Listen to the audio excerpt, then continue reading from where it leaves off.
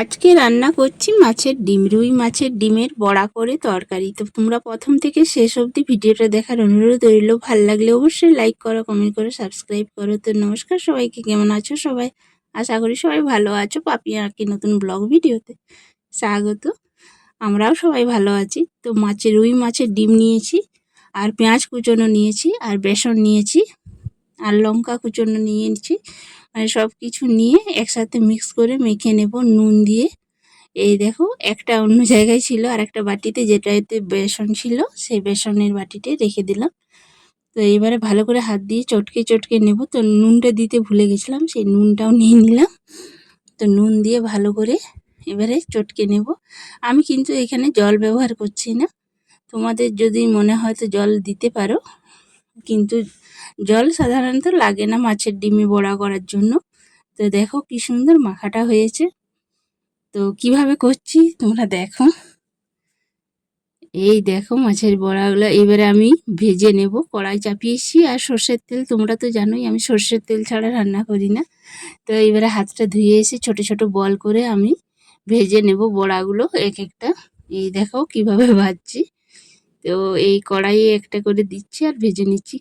এমনি কিন্তু বড়াগুলো ভেজে খেতেও খুব সুন্দর লাগে, মানে ডাল ভাতের সাথে খুব পুরো জমে যাবে। কিন্তু আমি তরকারি করেছি, তো কিভাবে করেছি সেটাই তোমাদের সাথে শেয়ার করছি। তো বড়াগুলো প্রথমে ভেজে নিচ্ছি মাছের ডিমের।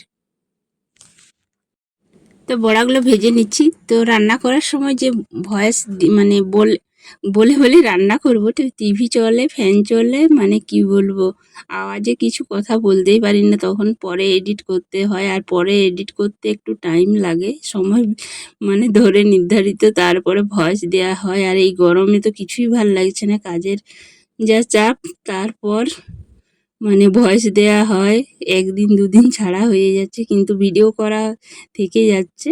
তো বড়াগুলো দেখো কি সুন্দর করে উল্টে পাল্টে করে লাল লাল করে ভেজে নিচ্ছি। এই দেখো কত সুন্দর। কড়াইটা কিন্তু গরম করলে, তেল গরম করলে যে কোনো জিনিসে ভাজার সময় লেগে যায় না। তো ভালো করে কড়াই গরম করে তেল দিয়ে ভেজে নিচ্ছি বড়াগুলো। কত সুন্দর লাল লাল করে ভেজে নিচ্ছি দেখো। আর এমনি শুধু মুখে খেতেও কিন্তু খুব ভালো লাগে, আর ডাল ভাতের সাথেও খেতে ভালো লাগবে। আর আমি কিন্তু আজকে তরকারি করে খাবো, গরম ভাতের সাথে, সেই জন্য একটু তরকারি করব, বড়াগুলো ভেজে। তো কিভাবে করছি দেখো তোমরা। তো এই দেখো লাল লাল করে এইভাবে ভেজে নিচ্ছি। তো সবগুলো তুলে নিচ্ছি, তারপর দেখাচ্ছি আরও কতকগুলো ভেজে নেব। তো কড়াইয়ে আবার একটু তেল দিয়ে দিলাম, তারপর আবার বড়াগুলো কিছুগুলো ভেজে নিচ্ছি। একইভাবে ভেজে নেব, দুবার তিনবার ধরে ভেজে নিচ্ছি, অল্প অল্প করে ভাজছি। তোমরাও অনেক রকম করে রান্না করো, আমি দেখি অনেকে।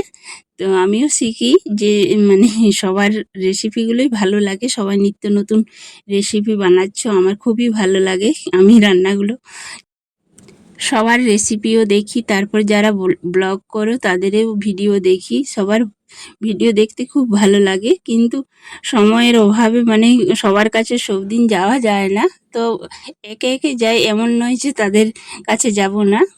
সবার কাছে আমার যে পরিবারটা আছে, সেই পরিবারে সব ইউটিউবের, তো সবার কাছে তো একদিনে যাওয়া যায় না।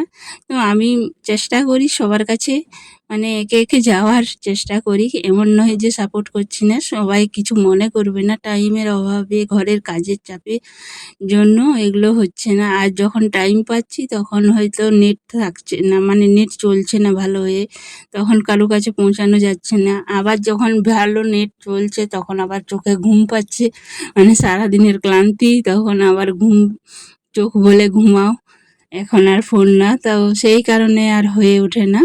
তো এবারে আমি রান্নাটা করে নিচ্ছি। এই দেখো। তো সবাই রাগ করো না, সবার কাছে সব দিন না পৌঁছলেও আমি কিন্তু চেষ্টা করি সবার এক এক দিন অন্তত কিছু জনের কাছে যাওয়ার চেষ্টা করি। এমন নয় যে তাদেরকে আমি সাপোর্ট করছি না, সবাইকেই সাপোর্ট করছি। আমার পরিবারে যারা আছে বন্ধুরা, সবাইকে, দিদি, দাদা, বন্ধু, ভাই, সবাইকে আমি কিন্তু সাপোর্ট করি। তারপর আমি কি করলাম, সর্ষের তেল দিলাম, পেঁয়াজ কুচোনো দিলাম, লঙ্কা কুচোনো দিলাম, রান্নাটা করে নিচ্ছি। তারপর আদা রসুনের পেস্টটা দিয়ে দিচ্ছি। এই দেখো, সাধারণ সিম্পল রান্না। আমার বড়াগুলো যেহেতু সব ভাজা হয়ে গেছে, সেই পরিমাণে মশলা পেঁয়াজ আদা রসুন বাটাটাও দিয়ে দিলাম, নিয়ে অল্প একটু ভেজে নিতে হবে, বেশি ভাজার দরকার নেই, অল্প নুন দিয়ে দিলাম।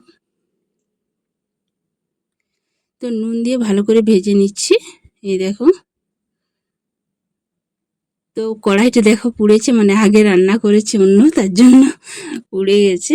তারপর রান্নাটা মাছের ডিমের বড়াটা করছি। এই দেখো, তারপর মশলাগুলো দিয়ে দিলাম একবারে খুন্তিয়ে দিয়ে আমি তোমাদেরকে দেখাচ্ছি। ধনে গুঁড়ো, তারপরে হলুদ গুঁড়ো আর লঙ্কা গুঁড়ো দিলাম, দিয়ে ভালো করে কষে নেব জল দিয়ে দিয়ে মশলাটা।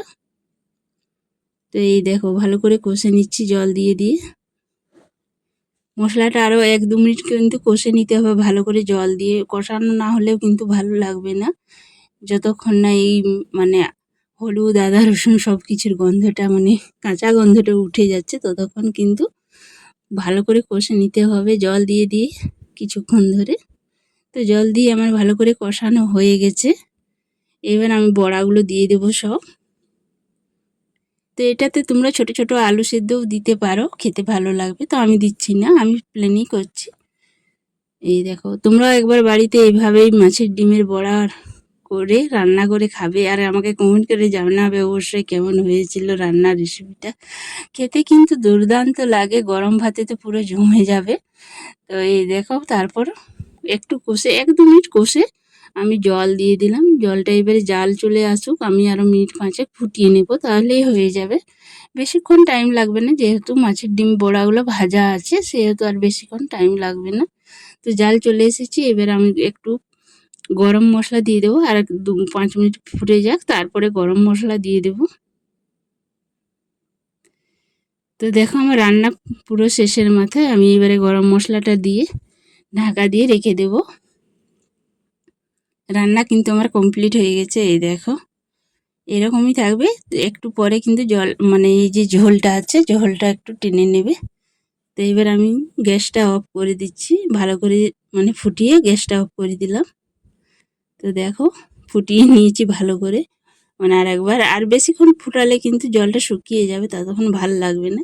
এরপর আমি একটা বাটিতে ঢেলে নিলাম। এই দেখো, রান্নাটা কত লোভনীয় হয়েছে দেখো, গরম ভাতে পুরো জমে যাবে। তোমরা একবার হলেও বাড়িতে এইভাবে মাছের বড়া ডিমের তরকারি করবে, আর আমাকে কমেন্ট করে অবশ্যই জানাবে কেমন হয়েছে। তো ভিডিওটা আর বড় করছি না, দেখা হবে আবার নতুন নতুন ভিডিওতে। সবাই ভালো থেকো, সুস্থ থেকো, আর আমার ভিডিও দেখতে থাকো। আর নতুন বন্ধুরা আমাকে সাপোর্ট করো, সাবস্ক্রাইব করে পাশে থেকে